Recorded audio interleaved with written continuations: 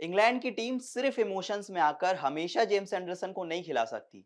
अब फाइनली वो समय आ चुका है जब आपको कुछ यंग सीमर्स ढूंढने होंगे जो कि एक दिन में 20 ओवर्स फेंक सकें और अगले दिन आकर सुबह फिर से गेंदबाजी के लिए तैयार हों।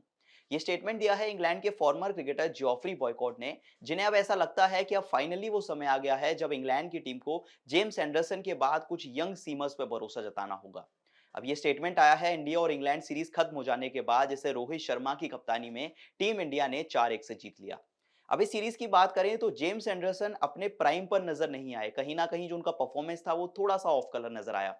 सबसे पहले हैदराबाद टेस्ट में रेस्ट कराने के बाद सेकंड टेस्ट में जेम्स एंडरसन की वापसी हुई और वाइजैक टेस्ट में उन्होंने एक बहुत शानदार शुरुआत की। खेले गए इस मैच में उन्होंने 5 विकेट चटकाए और इंडियन बल्लेबाजों को काफी ज्यादा ट्रबल किया।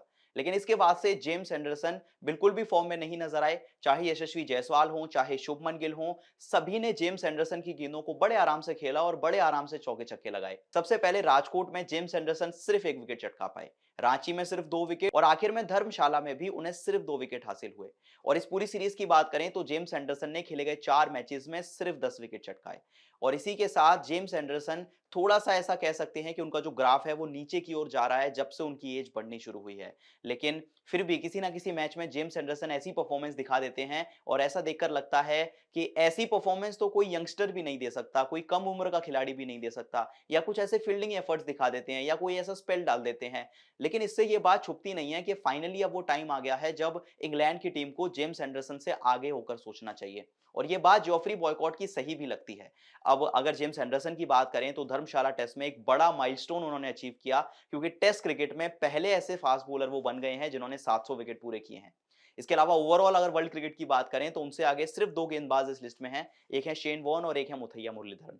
इसके बाद इस लिस्ट में अब नाम आ चुका है जेम्स एंडरसन का, जिन्होंने टेस्ट क्रिकेट में 700 विकेट चटका दिए हैं।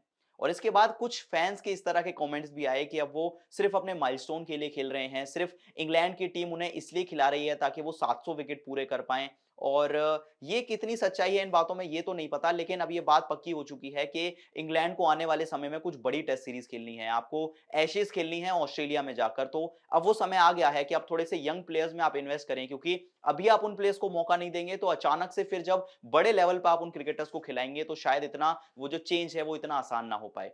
तो ऐसे में जॉफरी बॉयकॉट का ये जो स्टेटमेंट है वो कुछ फैंस को सही लग रहा है, लेकिन कुछ फैंस का अभी भी मानना है कि जेम्स एंडरसन का जो स्किल सेट है, जिस तरह से वो गेंदबाजी करते हैं, जिस तरह से वो अभी भी गेंद को लहरा देते हैं, वो कोई यंगस्टर भी नहीं कर पाएगा। तो अभी भी जेम्स एंडरसन के अंदर काफी क्रिकेट बचा हुआ है और कई आने वाले समय में वो अभी भी इंग्लैंड के लिए खेलते हुए नजर आ सकते हैं। अब पहली बार नहीं है जब जॉयफ्री बॉयकॉट ने इस तरह का स्टेटमेंट दिया है। कुछ समय पहले उन्होंने रोहित शर्मा को लेकर भी एक ऐसा ही स्टेटमेंट दिया था। जब टीम इंडिया हैदराबाद टेस्ट हारी थी इंग्लैंड के अगेंस्ट, तो बॉयकॉट का कहना था कि रोहित शर्मा बूढ़े हो चुके हैं। ऑलमोस्ट 37 साल उनकी उम्र हो चुकी है और पिछले 4 होम टेस्ट में उन्होंने सिर्फ 2 सेंचुरीज लगाई हैं। तो इंग्लैंड के पास एक बहुत अच्छा मौका है इंडिया को ये टेस्ट सीरीज हराने का।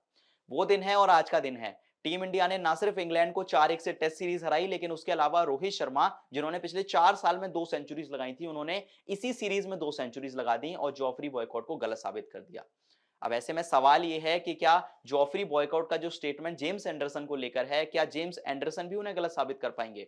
अब आपको क्या लगता है, क्या सच में अब टाइम आ गया है कि जेम्स एंडरसन के बाद इंग्लैंड की टीम को यंगस्टर्स की ओर जाना चाहिए, या अभी भी इस गेंदबाज में उतनी दम है कि ये अभी भी आने वाले कई सालों तक खेलता हुआ नजर आ सकता है? आपकी क्या राय है हमें कमेंट करके जरूर बताएं, और अगर वीडियो पसंद आई तो जाते जाते चैनल को सब्सक्राइब जरूर कर लें।